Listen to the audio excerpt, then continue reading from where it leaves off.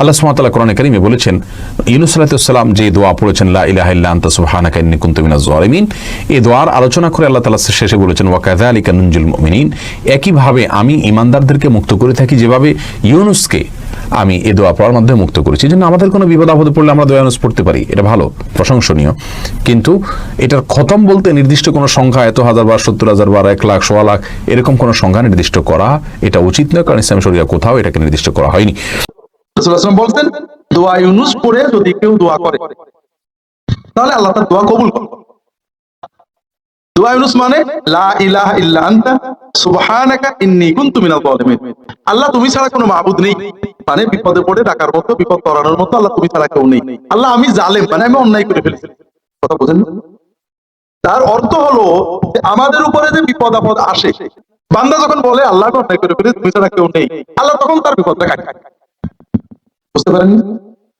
তাহলে রাসূলুল্লাহ বললেন তখন বিপদে পড়বে, তখন বারবার লা ইলাহা ইল্লাল্লাহ সুবহানাল্লাহ, আমার গুনাহ মাফ করে দাও, 10 বার 20 বার 100 বার যা পারবেন পড়বেন, আর আল্লাহর কাছে বিপদ থেকে মুক্তি।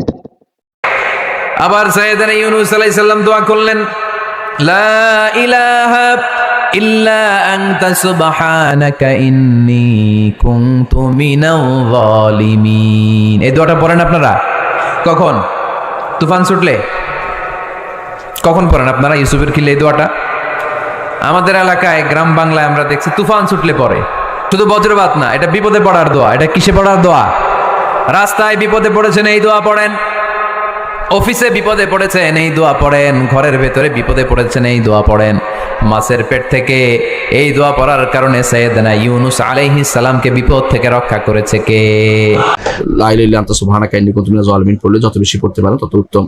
বিশেষ করে যদি বিপদে পড়েন বা কোনো সমস্যায় পড়েন তখন দোয়া করবেন, আল্লাহ ইনশাআল্লাহ কবুল করবেন। আর নির্দিষ্ট করে যেটা বলছেন 60,000, 160,000 বা 60 বা 100 বা এই জাতীয় কতবার, এটা আসলে শরীয়ত সম্মত নয়, নির্ধারণ করা যাবে না। কেউ আছে 1.25 লাখ বার পড়ে, 1 লক্ষ বার পড়ে, লাকি দোয়া বা এটাকে খতম করে, এসবই বিদআত। খতম টতম চলবে না। নিজের পক্ষ থেকে যতক্ষণ পারেন পড়বেন, নিজে আল্লাহর কাছে কায়মনের কাছে চাইবেন।